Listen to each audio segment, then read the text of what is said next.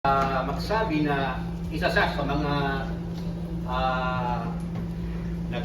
nangangampanya na doon at isa sa mga nag-advocate na mabigyan ng financial assistance yung mga tao. Kaya nga po, kahit hindi siya mismo yung naninigay, present siya during na pamimigay ng mayor, kasama na rin po yun sa ating vote buying activities. Yung iba naman po, namimigay sila ng mga financial assistance after na mag-file sila ng Certificate of Candidacy.